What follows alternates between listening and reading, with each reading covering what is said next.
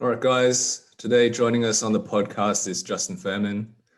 Justin is an international speaker, serial entrepreneur, and consciousness researcher working to create large-scale shifts in human consciousness, integrate high-level intuitional skills more deeply into the business world and everyday life, and deliver solutions focused to a global audience. He's the co-founder of Consciousness Lifestyle magazine and the Flow Consciousness Institute, and is a sought-after teacher known for his pioneering work in the area of flow and the mechanics of consciousness.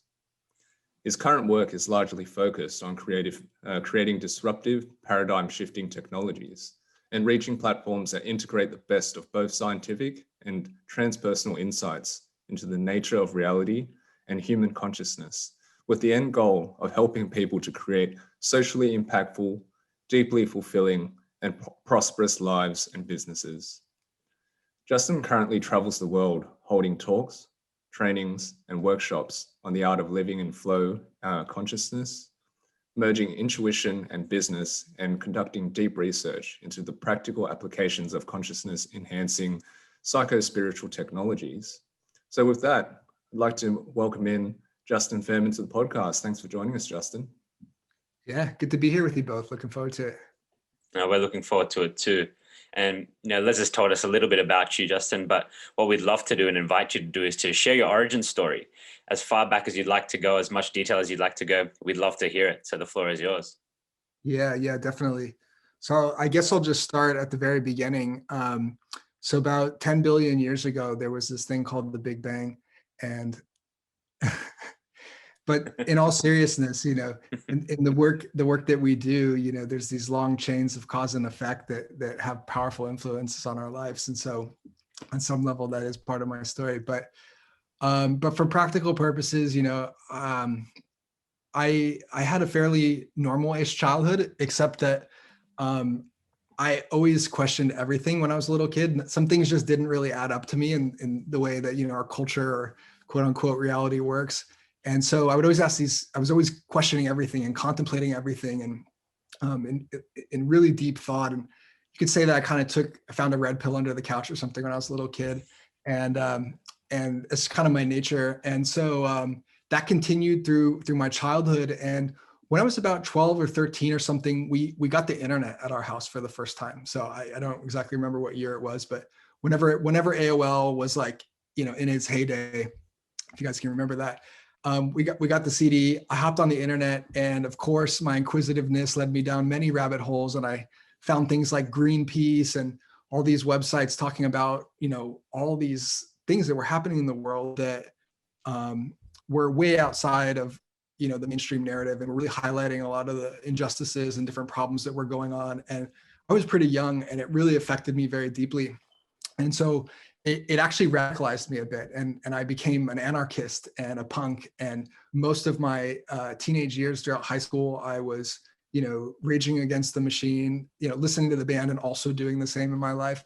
And I was just really disenfranchised and pretty upset. I grew up in suburbia in Southern California, which in some ways is kind of the heart of the matrix. And so, I had all this awareness of all these crazy things that were going on in the world, and yet life was super idyllic, and there was this huge disconnect, and I felt like everyone was asleep, and I ended up getting pretty depressed and somewhat disenfranchised, and I wasn't eating very well. I wasn't ever taught how to do that when I was a kid, and so I was eating pretty bad, and I was angry, and I got depressed, and so I ended up going on medication and genuinely trying to get better, but with all the wrong tools.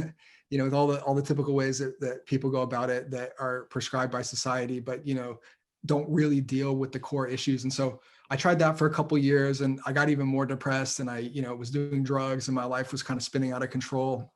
My friends and family were getting worried about me. But because I was genuinely trying to get better, I was still trying different things. I was trying new things. And once I exhausted everything that, society had told me, I decided to try and pursue things that were a little bit more outside the box. And so I eventually came across naturopathic medicine, and I met this naturopathic doctor. And he was just an incredible human. And he had been, he was one of the pioneers of the raw foods movement. And he had been studying in these ancient, um, these ancient like tantric yogic lineages. And he was a burner. He went to Burning Man all the time. And I started working with him, and I started meditating for an hour a day. I started eating all organic food. I started, reading Osho and practicing like these non-dual forms of meditation and doing yoga and all these things. And I literally went, in the period of like 2 weeks, I went from the most depressed, unhappy I'd ever been, like literally like contemplating suicide at times, to literally the most happy, most fulfilled I had ever been in my entire life, and most healthy. And I mean, it was literally like night and day. I went from literally like the lowest point in my life to having moments of like bliss consciousness and entering these transcendental states. And when that happened, I knew that I had found something really powerful that worked to produce, a better life. And that also had me realize that this could be really powerful for the world, and that all the problems that I saw in the world, like a lot of these things were solutions to that. And so it was such a powerful experience for me that I just dedicated my life to that path. I was like, if my life was this bad and in 2 weeks it got this good, like imagine how good it could get if I just keep going down this path, if I just keep, working on myself and getting healthier and applying all these things. And so that was 17 years ago now, which is kind of crazy. It makes me feel a little bit old, but it was about 17 years ago. And in that period is when my life really started to take off, and it's ultimately what led me here. And I just like fully dedicated myself to that path. I've been meditating almost every day for that whole period. And, in that journey of personal and self-development, I eventually, discovered a lot of what we now teach around flow. I came across some really powerful mentors who continued to like guide me down that path. I started a few companies and, just continued to explore what's possible in terms of human potential, both personally and then teaching people. And, that eventually led to forming the Flow Consciousness Institute, basically, 13 or 14 years of study and research and practice and training, and all of these things kind of came together. And I founded that with Jackie in 2015. And now we've been doing a lot of research, traveling the world, holding trainings. And then that's continued to feed into even more things and more rabbit holes that I'm down now. So that's my life story in about 5 minutes. And thanks so much for sharing, man. It's a super interesting story. And look, when I hear your story, it's there's kind of a blueprint to some degree, that is quite similar, that many of our guests who have come on previously kind of follow. It's a sort of a similar trajectory, and I feel like I resonate with a lot of what you've gone through yourself in your life. And I'd love to start from when you were at a younger age, and you spoke about your inquisitiveness and your curiosity about the world, and your desire to question the status quo and things like this. I'd love to for you to dive deep and maybe think about what the root of that might have been, because when I reflect on that myself, I feel like I had that at a visceral level. I felt the discomfort of the things around me, but intellectually I didn't feel to make those inquiries to such a degree that I do now. So I'd love to hear your side of it. Yeah, cool. Well, I'll give you two answers. I'll give you the logical answer, and then I'll give you the multidimensional answer. The logical answer is, I guess that's just my wiring, right? It's just my personality. My highest values, I've realized in retrospect, are truth and freedom. And, some psychologists argue that these things are like inherited epigenetically, or perhaps, from your parents culturally, and then maybe there's some genetic predisposition, like organic genetic predisposition. So whatever it was on that level, I came in being like super oriented to what the truth is and freedom. And I knew that if I understood like how everything worked, then I could just figure out, what I needed to do, and to have whatever I wanted as a kid, which was at that time just like being happy or whatever. So there's that. The multidimensional answer, that I think is relevant, is that, maybe I'm an old soul, and I've been on this rodeo a couple times. And so when I came in, maybe I just remembered things that from other lifetimes where, it had me prepared for this, where it's like, well, if you just question everything, eventually you'll end up back where you did, which is, in the domain of personal development, human potential, which I think is like super valuable and kind of an essential skill for really thriving as a human. Yeah, totally. And that's such an interesting thread of thought, and perhaps we should, honor that and follow it down a little bit further. This multidimensional, aspect of it. Tell us your thoughts on, that, in a little bit more detail, and perhaps your belief on that based on your own personal experience and, inner journeys. Yeah, well, this is like a big conversation, right? This gets into like the domain of philosophy and this idea that perhaps there's some unifying way of seeing things or explaining how the universe works, that everything fits into like a neat little picture. I mean, this is really like what Einstein and all these quantum physicists and theoretical physicists are after, is, right, like this grand epistemic synthesis of everything that allows us to like finally make sense of everything. And so I've been going down those rabbit holes my whole life in pursuit of what is the truth, because if you want to know the truth, that's essentially that's that domain and discipline. And so in doing that, I find that one of the only lenses that truly fits and creates like a holistic framework for all things is one in which there's some type of soul or non-physical consciousness, which all physical reality emerges from. And I think a lot of the research into consciousness, into nature of reality, is kind of pointing in that direction, that that consciousness is primary, and that, material physical reality is an extension of that. And so, from that perspective, a concept like the soul, or an entity or idea like the soul, provides like a really solid grounding and framework, which you can explain a lot of phenomenon. And, there's a lot of research that has shown that, reincarnation is a real thing, that our consciousness survives after death, and, can even interact with physical reality in a lot of ways. And so I think there's a lot of evidence pointing at it. And then, there's definitely a tradition, like, a spiritual and religious tradition that spans humanity's entire history, in which, the soul was a concept, and very advanced cultures and all this also had this idea of a soul. So I think there's a lot of evidence pointing to it. And I personally, am in touch with these parts of myself and doing really deep healing work. Like, there's been clear times when I've entered into, more multidimensional transcendental states. And like, I have very powerful lucid memories and emotions that I can remember from these experiences. So to me, there's a very powerful subjective reality to that as well. Yeah, for sure. And it's such a great topic to talk about, and something that we don't tend to dive down too often in the podcast, but that's basically why I want to continue to follow this down, because it is such an interesting topic, and something that I myself am quite interested in, and have delved in quite deep as well. And Shaun, I'm going to bring you in as well after my little spiel here, but I think that from my perspective, and I totally resonate with what you say, and I think that there's a couple of elements to me that really speak to this semblance of truth that you were mentioning. And like, I think for me that this concept of relativity is quite key, in that perhaps the guise of objective truth is something that isn't there without our conscious relationship with it, and our I guess our subjective experience of it. So from that perspective, truth may simply be objective and unique to each individual, and that's it.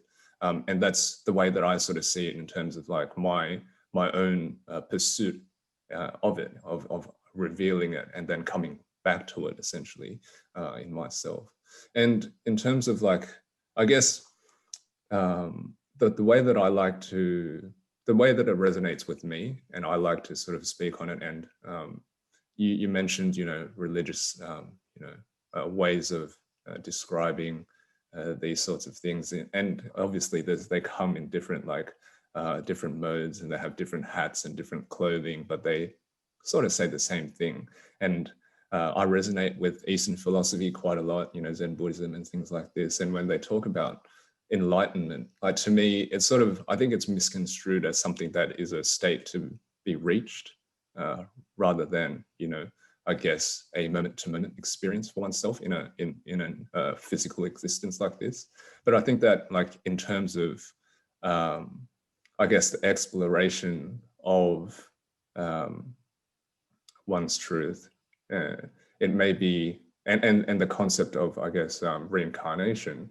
In my mind, I feel like, for me anyway, like, the Buddhist way of explaining it is a great way for, and I understand it well, in that we'll come back and do the job that our soul is supposed to achieve on this planet, time and time again, until it is, quote unquote, done, right?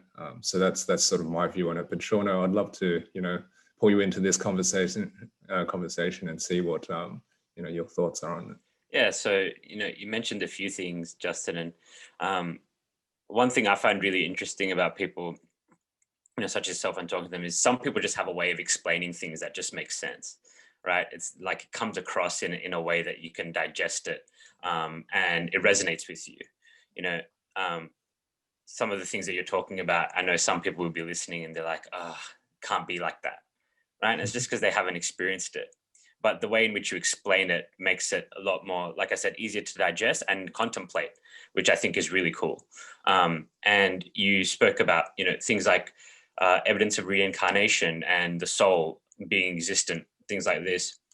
And I think there's a lot of things happening in, with our consciousness, metaphysically, in the quantum field, that we just have no idea how to quantify, but it's happening, right? And we all have these feelings. And for me, I chalk it down to that. It's like there's this knowing within you. You have these experiences, you have, and I wouldn't say they're thoughts, they're experiences, they're really deep feelings that happen for you in different ways that point us to the fact, I believe, that there's more out there and we just don't understand it. But just because we don't understand it doesn't mean it's not real. Totally. And yeah, it's really interesting to me. There's been a few terms and things that have come up, that you've spoken about, and things we've read about you before, like the mechanics of consciousness, right? When I think about those two as like the mechanics, it seems like very sciencey, if you will, way of putting something towards maybe the esoteric, or, something that generally you wouldn't associate those two words. So is that something that you do intentionally to try and, I guess, get people to peer more into this world or to understand it? And is it something that you did questioning, from your young age to try and make sense of it all? And how has that changed for you?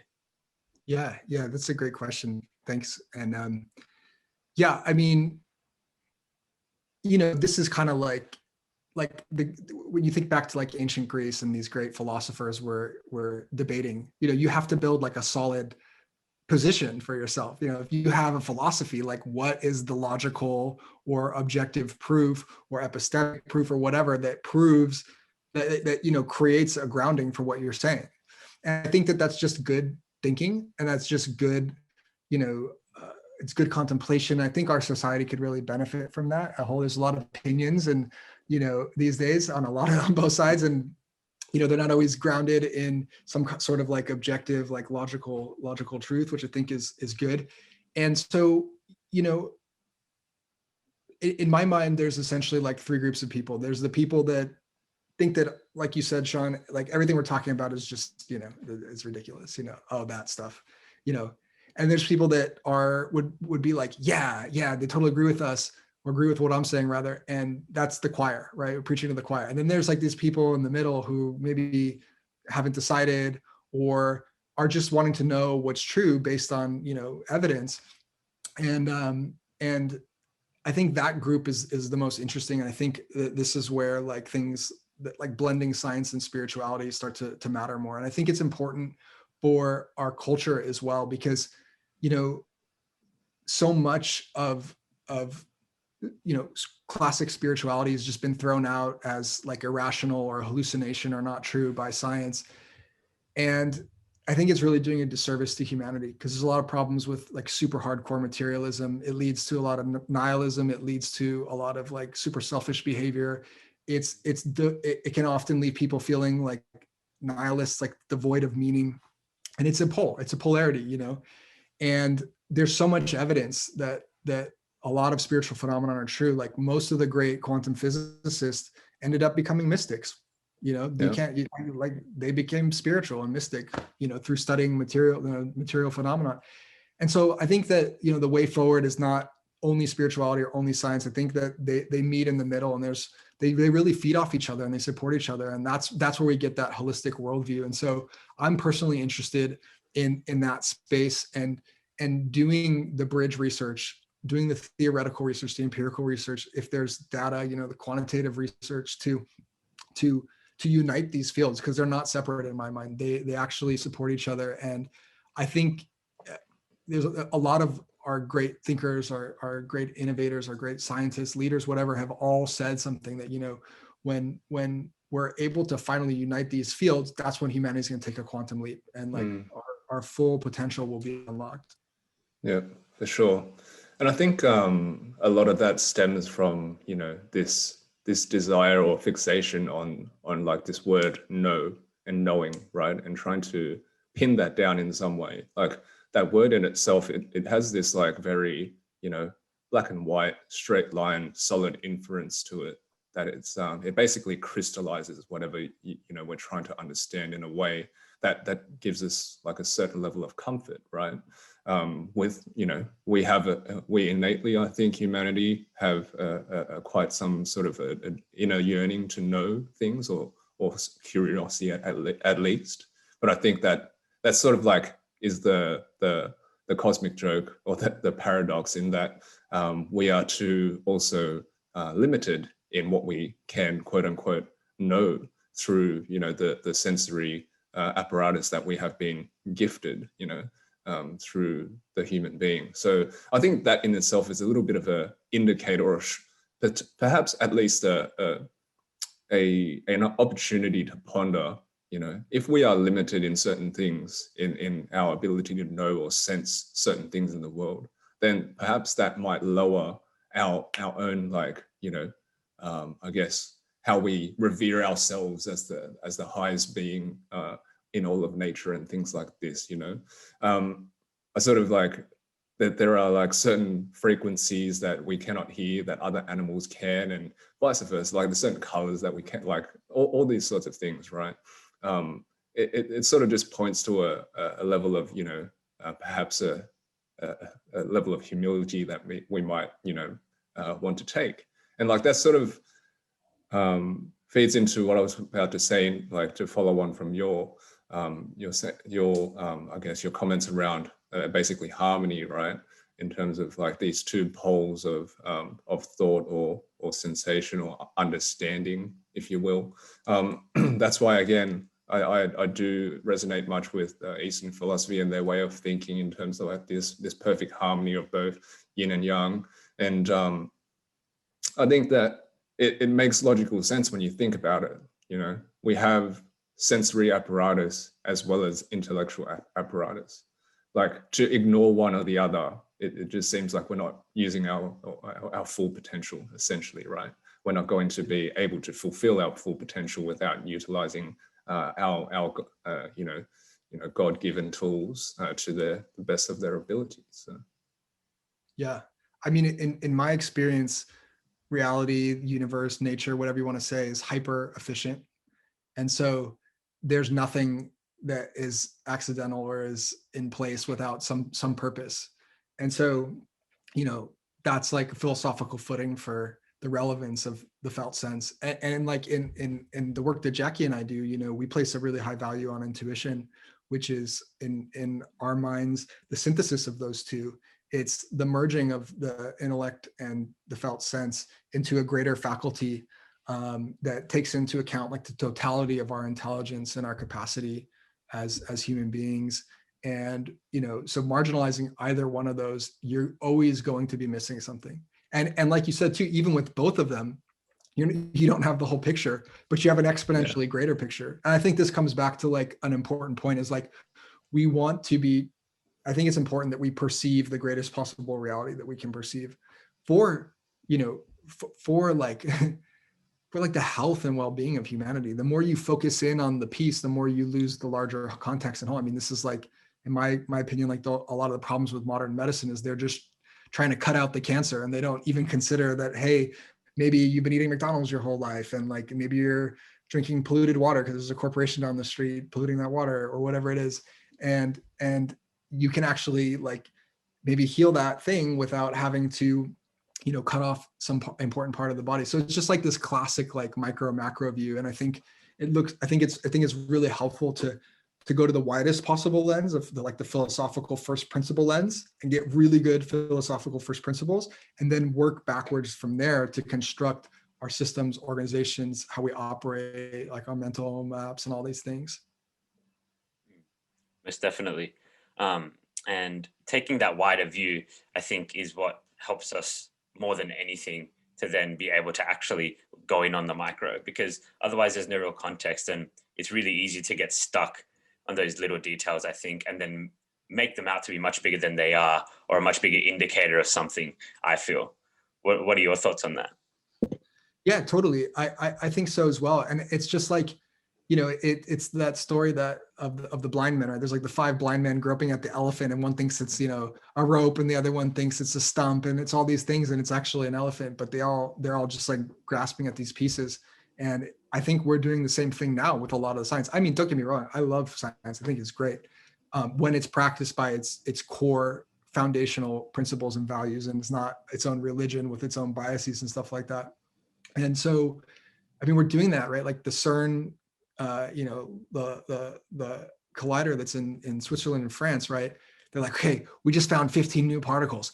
Now we got it, guys. It's like, it's going to keep going. They're going to keep finding more and more particles, and, the standard model will be expanded to 1,000 particles. And it's like, where does it end? It's always going to be continuing to go lower, because everything is fundamentally energy. And so you could split that into a million different shapes and forms, And so I think it'd be better to really like ask ourselves, like, okay, how does this information really like feed our larger harmony, right? It's also, I think also too, there's a lot of technological pursuit there. There's a lot of siloed technological pursuit, instead of like asking, okay, what's good for the whole? Like, I'm pretty confident after after contemplating this for years and years and years and years, that no one's steering the ship.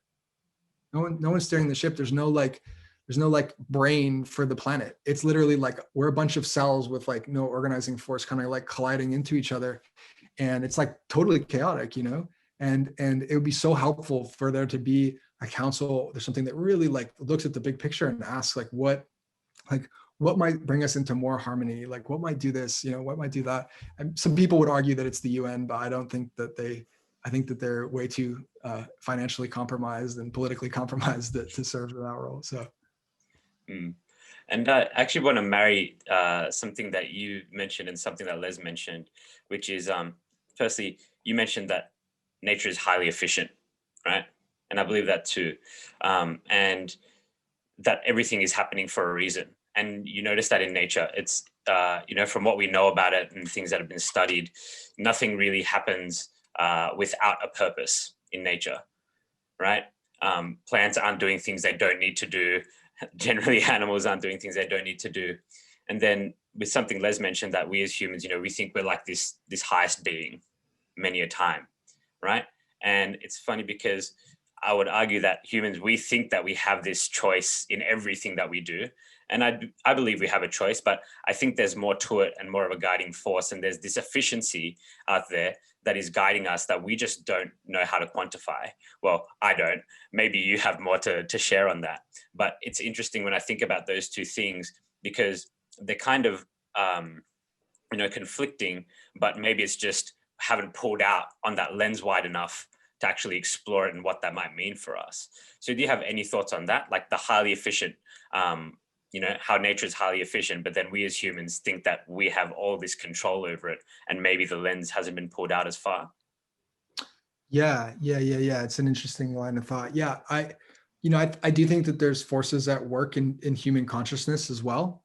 So I think that, it might seem chaotic, but when you really zoom out, not a single thing is out of place. Like reality, at least on the level of like human consciousness. And this actually extends to animals too. There's research that shows it extends to animals too, and plants and all that. So, as far as I'm concerned, this is like across all levels of consciousness, but there are laws of the mind. There are laws of consciousness. Neuroscience is trying to discover this, in its own siloed way. It could learn a lot from psychology and vice versa, right?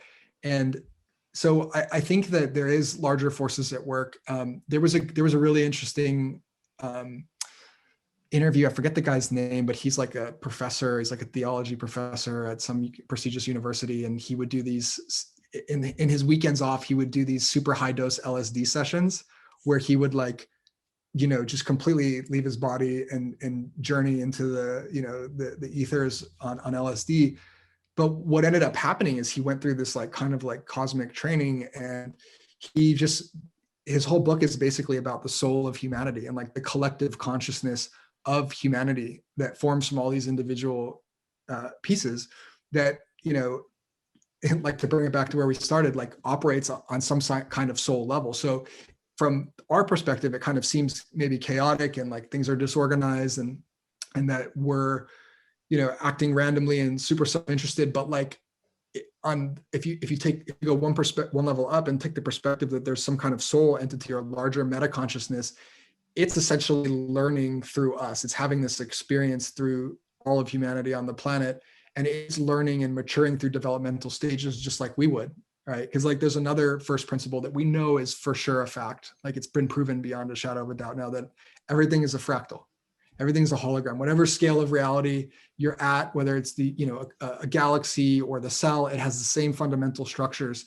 And so if we're going through developmental stages individually, and based on this principle of a fractal nature of reality, there's likely a collective higher entity or brain that we're all part of, and that entity is going through developmental stages. And so just like an animal or a plant like learns to walk, like we're learning to walk over huge timescales on this planet from that perspective. And so to me there's solid reason to believe that that's happening. And I think experiences like that professor had, and he's not the only one, certainly, kind of allude to things like this that take away the randomness. And this is particularly like why I think it's interesting too to like look at my life story in that context. Like, well, what if I am a soul?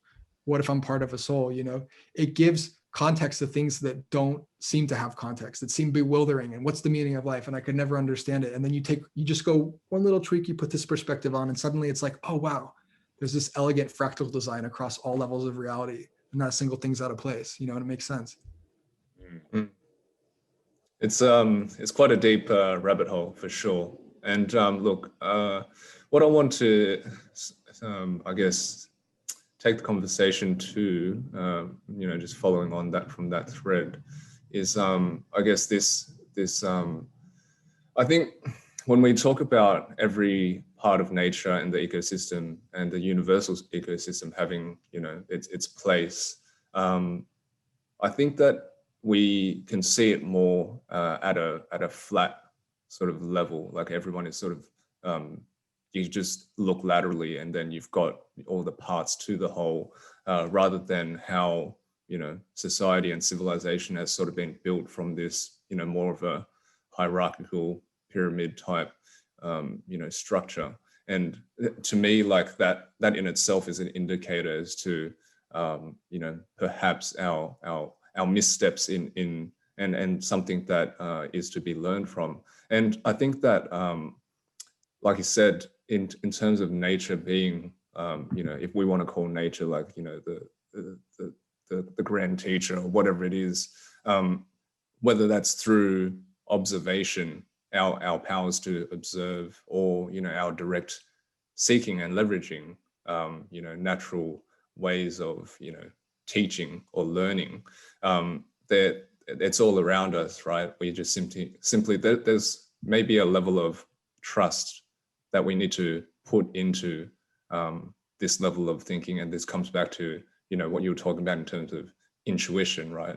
I think, and I think I say trust because traditionally we we have to sort of see it that way just because we are not trained or educated in leveraging this tool of intuition for ourselves. We've traditionally, the education system has very much lent on the intellectual side of things, and we've sort of neglected that side. So we sort of forget, and we have to see it as a trust, as a taking the plunge, so to speak, in terms of what this gut feeling is, this intuition is, and all these sorts of things. So I'd love to sort of dive down this this thread of thought a little bit in terms of like the teachers of nature. I know that you yourself have had some experiences with plant medicine and things like this, and it's not something that we talk about a lot.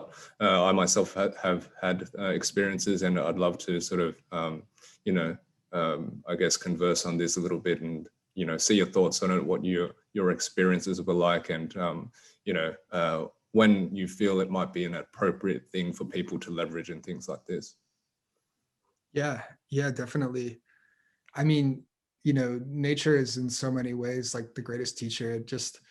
I did a whole video that I released recently, about how really just optimizing your environment to bring in more nature actually like produces transcendental states of consciousness that allow you to have, to learn from nature and learn about the nature of reality from nature, among many other things like improving your health and so on.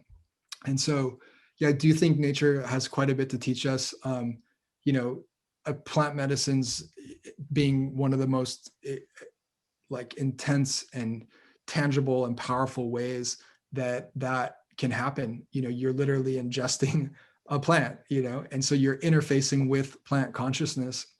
And actually, this is kind of an interesting tidbit. Not many people know this, but what's the guy's name? I can't remember his name. But he wrote this book like Plants in the Imaginal Realm. Stephen Herod Buhner, brilliant guy, compiled all this research, and plants actually have many of the same neurotransmitters that we use in our brains. Like plants literally have and use the same neurotransmitters to function as an organism. And so I find that super fascinating. Like we like to see ourselves as so different from plants. Oh, we're so different. But really, when you get down to like the nitty gritty, like the cellular biology, that we're very, very similar. And so I think there's a lot to be learned, but from eating plants, from taking plant medicine, there's no doubt that they produce really profound shifts in consciousness. I mean, all the research is like everyone that takes plant medicine, all their depression goes away, all these miraculous healings happen. And it's like, maybe we want to pay attention to that. Maybe there's something there in that experience. My own personal experiences have been super transformative, in that period that I mentioned where I was having like, my dark night of the soul, right before I kind of like woke up. One of the things that tipped the scales was a powerful plant medicine journey I had while I was living in Europe, and that really snapped me out of this phase that I was in, where I was angry all the time. And the plant was like, come on, man, you're just, this is all about love. You just need to relax. It's all about love. And it just showed me all the ways that this negativity was going to continue to negatively impact my life. And I just, at that time, I wasn't aware of it. And it was profound for me. So yeah, I think there's a ton there. Many great sages have said, all the universe's secrets are contained in a blade of grass. And I absolutely subscribe that to be true, So yeah, I'm definitely a big proponent. I have a vision to really protect natural spaces, engage in conservation, because the rate at which it's disappearing is somewhat alarming, for sure. And for the one thing that you mentioned there, which I've heard different people that have had experience with plant medicine, is it showed me, right? I've never, still till today, heard someone say, I thought this, it made me think this, it made me feel this. It's like, it showed me. And that's really interesting to me because I haven't had any experiences with plant medicine, right? And it just occurred to me, and I was like, every person who, I've spoken to about this and who's shared with Les and I on this show, and outside, has used that particular word. And would you be able to elaborate more on that? Because I think, that's my curiosity of like, when you say show, what do you mean? Like, how did it show you? Is there a way you could explain that in a little bit more detail for us? Yeah, totally.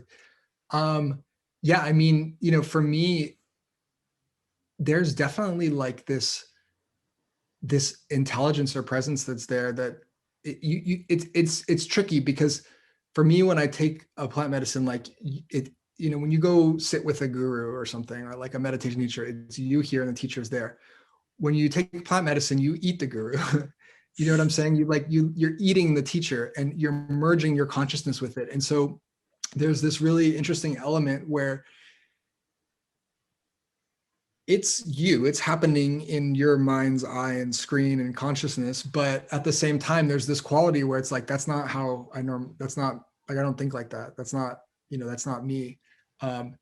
Sometimes it's you, sometimes it does, like, depending on the medicine and what happens that time, it can be you experiencing more expanded parts of yourself. That happens too. So it's not always the plants teaching me, but there's times when I'm very clearly getting instruction, and there's like sometimes a voice, or sometimes it's just visual. Like, imagine if you're telepathic with somebody and what that might be like, where you're just experiencing their reality within your own consciousness. Like, it happens like that. And I mean, there's profound teachings. I mean, I'm sure you guys have gone down some Terence McKenna rabbit holes, and he says some profound stuff. The plants tell him some profound stuff. It makes sense. And you're just like present to this kind of like universal transcendental logic that is just, it's powerful. Like, everything that I've ever heard makes total sense. And a lot of times, quote unquote, scientists and researchers like prove what was said, either to somebody a long time ago or me directly in my own experience. And so it's like, okay, well, this is getting verified too. So it's not even like it's just some crazy thought. It's like, it's actually, it's getting proven to be true. So I think there's a lot of evidence to show that when we take just subjective evidence and, research at this point, that when you take a plant, it's not just, some fun molecules that make you feel different. It's actually like quite a mystical experience. And you are sometimes entering into higher dimensions of reality, and talking to other beings and all kinds of stuff. So it's real.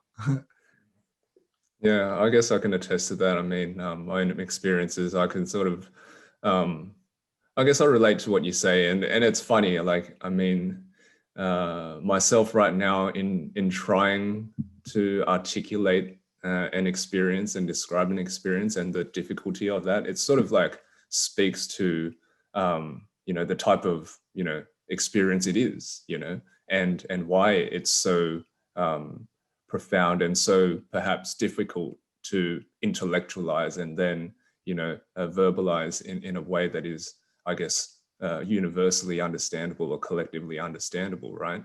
And I think that it's funny, like, I mean, this whole semblance of it's showing you something, the plant teacher, or what I like to say, and like one of the things that sort of led me to the experiences myself, it wasn't really a choice on my part. I don't feel like completely and fully. It was more a calling, And I think that, in ancient times when they personified these plants, ayahuasca as the grandmother and wachuma as the grandfather, I think that sort of represents something that an elder, someone who has a lot of wisdom and is there to, their role is to teach or disseminate information or pass on, historical wisdom and things like this, right?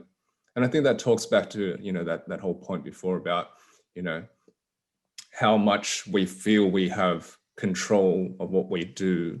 And I think that we do, like, our free will is a thing in a point in my mind, it's sort of bound by the environment that we're in, right? And I think that it's sort of dictated by that to some degree, in those sort of instances where we feel like we're making the choice to go and seek and sit and have ceremony with the plant medicine. But was there something deeper that sort of, sparked that intuitive feeling to pull us toward, that ceremony at that particular point in time? And then was there something, in terms of our own conscious awareness that was different to the first time we had that, sort of inkling in our bodies that we may have ignored, So it's an interesting thing, I think that, aside from physical bounds that would limit our, our notion of free will, like if you're a 5-foot dude, you're not going to be able to play professional basketball, things like that. That's a physical bound. But also, like, nature in itself is an environment that we operate within. and we are bound to the laws of nature. You know, our free will operates within that. So how free is it, you know, when you look at it in that context? Yeah, yeah. Here's a fun thought. Okay, so something that on this wavelength, right? Something that the plants told me, right? In my first ayahuasca ceremony, is something that you know, grandmother, whatever, told me, you think you're taking us, we're actually taking you. Yeah. And, you know, and it's like, there is this really like kind of a somewhat ironic, look at this, we're in like the renaissance of plant medicines right now. And it's arguably not a moment too soon, because humanity's, you know, like depending on your perspective, is like about to self-destruct or lose its mind, or, you know, or is just having a hard time, you know, growing up, you know, even without the pandemic and all the stuff that's going on there, like we're polluting the crap out of the planet, you know, like humanity's in this big time existential crisis. And so, and here come the plants just in time to like help us reclaim our sanity and heal all our traumas and soul, and, you know, reclaim our soul. So I think that's fascinating. And there's this really cool research that I found out about a couple of years ago that that like plants and everything, but plants especially, emit microRNA that goes into our bodies, and we breathe it in, and it comes into, you know, our lungs and all that, and it affects our microbiome, and it affects our DNA, and by extension, of course, it affects our consciousness, you know. And so who's to say that they're not you know, sensitive to what's going on, and aware of the imbalance in the planet, and aware of the human psyche, and are like, okay, we're just going to emit certain fragments of RNA now that everyone gets exposed to by nature being on the planet, that cause them to behave in a way that corrects their behavior so that it averts crisis, you know, as part of like this larger grand design and consciousness of the planet or something like that. So this is just a fun thought, you know, it's just a fun thought, but I like to think that that kind of stuff is happening. And I think that as time goes on, we might realize that there's research to back it up too. I think that's the part that's really interesting to me, Justin, which is when the time comes that the research will back it up, because it's happened for so many things over, you know, hundreds and thousands of years. There's been this thought we had, weren't really sure, or we were able to find out more. We get these tools that we never had that we're able to measure with, and then we're able to make sense of it because we worked something else out before. And I feel like that's coming, right? I just feel like it's inevitable, really. And I'm wondering what it's going to be like once that can happen, because, you know, I've heard you explain your experience today. Les has explained his experience with me before with plant medicine, things like that. And I feel like it's one of those things that you're going to know, like, how do I put it? We know that if we eat a certain thing, it's going to make us feel a certain way. And it's just because it's happened enough, and now we have ways to measure it. So now everyone believes it. So everyone does it because they're on board with it, right? Whereas now, you said we're in this renaissance of plant medicine, right? But there's still, people have all these reservations about it because we don't really have a way to measure it that people are happy with, or that, you know, they're able to intellectualize or make them feel a certain way that overrides all the other bullshit that they have in their minds and their hearts about it. Does that make sense? Yeah, totally. Yeah, exactly. Humanity's waiting for a big government stamp. That's right. Like it's okay, run out, do it, you know? Yeah. Like it works, or you're allowed, or some shit like that. And I'm just like, what the fuck is that? Like, what is that thing? Right? That's what I'm curious about. Yeah. Well, you know, one answer for what that thing is that, like, if you really contemplate like the most fundamental like layers of our psychology and our psyche, like the modus operandi for any living entity is to first and foremost be safe. Because if you're not safe, then your whole physical existence is threatened. And like, you know, we're all on some level programmed to like try and sustain a physical experience. So you first have to be safe. So there's this deep, in my opinion, there's this deep primal desire for safety, and plant medicines are, you know, culturally have been deemed super unsafe by the government previously, you know, and people have lost their minds, and it was demonized in the 1920s. And there certainly are people who have gone insane. You know, plant medicines can be very confronting, you know, and bring up all kinds of unpleasant repressed memories and stuff, and existential quandaries that overwhelm people that aren't ready for it. So, you know, it's not totally unfounded. I think reservation and judicial is prudent, but but other than that, like, people just want to know everything's safe. Like, I think that's the root of so many of humanity's problems, is people like clinging to what's safe versus doing what needs to be done, or like, leaning into their hero's journey and so on and so forth. So plant medicines are just like the archetypal representation of the unknown. I think it's like the most highly unknown experience that most people will ever have in their lifetime. So it's definitely an edge for people. Yeah, and I think that edge is an important thing to sort of talk about and think about. Like and I think that when we talk about plant medicine, I think it's a great way to sort of describe it as the archetypical edge, right? It is the cave that you fear to enter the most, right? It is the one, but it doesn't mean that it is the only one, right? There's so many other tools that can offer that similar edge to people. Like meditation for me, when I first started practicing it, and now I teach and guide people to, and run programs and workshops and things like this on it. But when I first started, it was an edge for me because there was a level of discomfort that came and arose each time that I sat in practice. Because, like, again, this may be a symptom of our fast-paced modern society, that we can't simply be comfortable in our own in our own company and our own level of silence and stillness and things like this. But that too is an edge for people, right? Yeah, I absolutely agree with that. Totally. Yeah, I've only had pretty pleasant meditation experiences, so I never really experienced it so much as an edge. But you're totally right. I came across this rabbit hole. There's this guy who like helps people. There's a whole actually like field of like psychology and psychotherapy to like help people through difficult meditation experiences, which is just exactly what you're talking about. It's one of those things where when we get quiet, we might feel really uncomfortable about what comes up, or it just represents an unknown for us. And, I think in terms of what Jackie and I do with flow, like, life itself is really a giant unknown. I think Totally. that, there's so many ways that we can like control the level of unknown these days. Like back, like, even 200 years ago, like the unknown was super present all the time.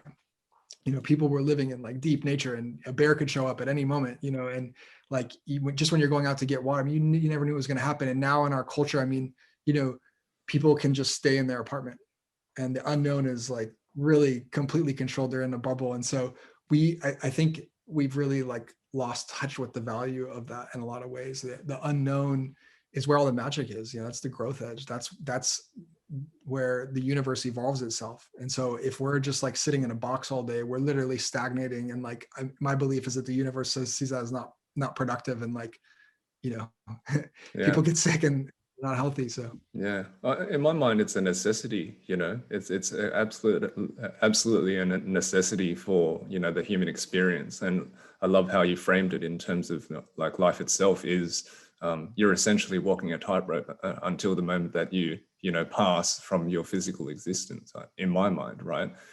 It is we just simply have much more choice whether we want to face that or not these days. And more often than not, we're going to choose the safe route just because we have so many soft pillows and bubble wrap and all these things that are just surround our lives these days, and they feel so good, so why would we go and face the edges? But like that is where the growth is found on the other side of these edges. And each time you take that leap across that precipice, you'll find that it really isn't as bad as we made it out to be in our minds. And I think that this whole like push and pull of wanting to know everything so that we're safe, it's like the greatest like paradox of all time, just because the fact is, in my mind, it's always questionable whether we can know everything, and put a rubber stamp on it and say, period, that's it, we know everything, because we're so I guess we're so supreme as the being of all the universe that we're eventually going to get there. I think, like you said, I agree with you in terms of the view of what science has done and been and given us as a humanity to this point. It's amazing. It's beautiful. I love what it has done. But at the same time, it is a double-edged sword, right? And it's also, we have to remind ourselves constantly that it is not, it is not all governing. It is not absolute. It is not, 100% rubber stamped once it has been quote unquote proven through scientific method. We look back in history and we did once think that, the earth was the center of the universe. We once had a theory that the earth was flat. All these sorts of things. We've disproven things time and time again. And I would say that we felt the same way as we do now about science as we did back then. We had a level of confidence around it. So what's to say we are, what we feel and think right now cannot be disproven in the future, Totally. Yeah. I love hearing you say that. I often say the same things, and it's like, yeah, when we zoom out again, these are super important lessons because I think as a culture right now, we're making some pretty intense decisions, saying, oh, there's science, but it's so new. And like this pattern keeps happening over and over and over again through history. And it's like, I think we would really be better served of taking a more indigenous worldview, where, this idea of like 7 generations thinking both forward and back, like looking 7 generations back and being like, okay, what did they do that we're kind of archetypally doing now? And how did that turn out? And then looking forward and being like, if we play this out, like, okay, what happens if we continue doing what we think we want to do now? And that's just super, super valuable. And so, yeah, I'm hopeful, but there's, it's a wild time to be alive. This is, to me, this is like this is like the collective initiation into the unknown. This is the collective facing the fear of death. This is the collective facing the fear of, all kinds of things that are always there in our minds, but just are kind of under wraps. And now they're all like out on the table and everyone's kind of losing their mind on social media. And it's like, let's see what happens. No, definitely. It's there's definitely some type of shift happening, right? And like you said, I think it's just been thrust into the forefront. And when that happens, it's time to face it, right? Because we can keep things under wraps for so long, personally, collectively, worldwide. But then once it's in front of your face, it's very hard to turn away. And it seems like even if you turn away to this side, it's there, and then you turn to the other side, it's there. It's like it's coming up everywhere, and that has to be for a reason. Yeah, absolutely. Yeah, I've said that this, like, there's always a silver lining in everything that happens. And this is one of like the core things that we teach about the flow. Like you can either take what's happening at any time, but especially now, and use it to fuel growth and expansion, or you can use it to justify like why everything's broken and screwed up. And, one evolves and makes life better, and one creates suffering and struggle. And so we have a choice. I think we have a choice collectively now, and I'd like to see us really embrace what's happening and say like, okay, what is life? What is nature trying to teach us right now? And grow from that, And I think too, like, yeah, like, this is the time. Like, I think this is like humanity's time to do inner work and to really get clear on like, who it is, where it's going, why it's here. Totally.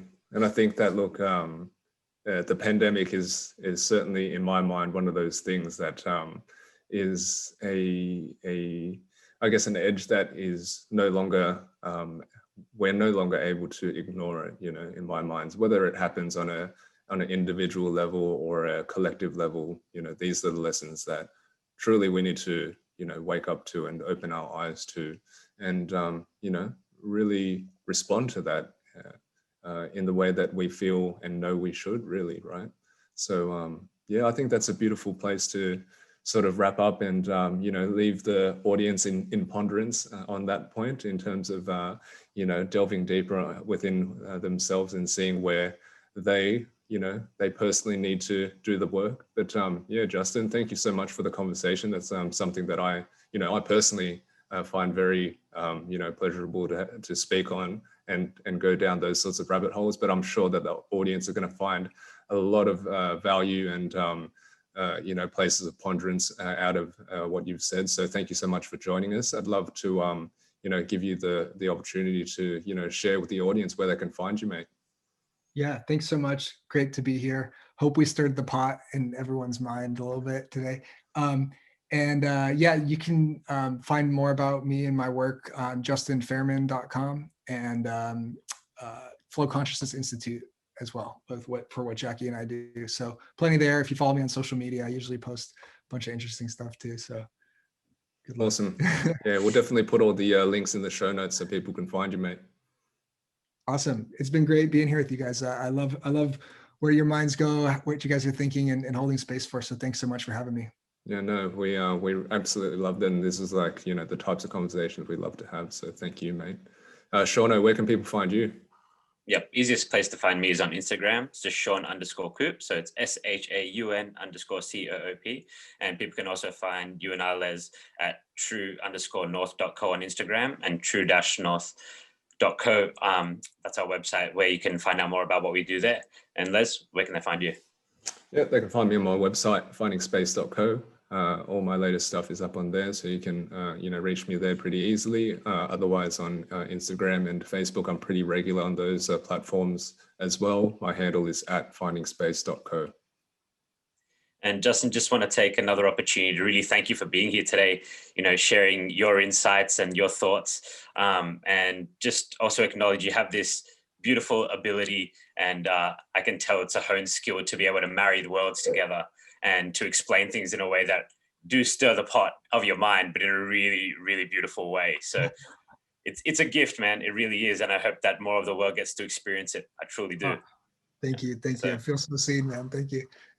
Absolute pleasure. And, if you're listening to this and you're at this point in the conversation, if there's some mind pots that you'd like to stir of other people, please share it with just one other person. That's how we grow the podcast. And we'd love for this conversation to be in the ears of more people. So until next time, guys, thank you. See you guys.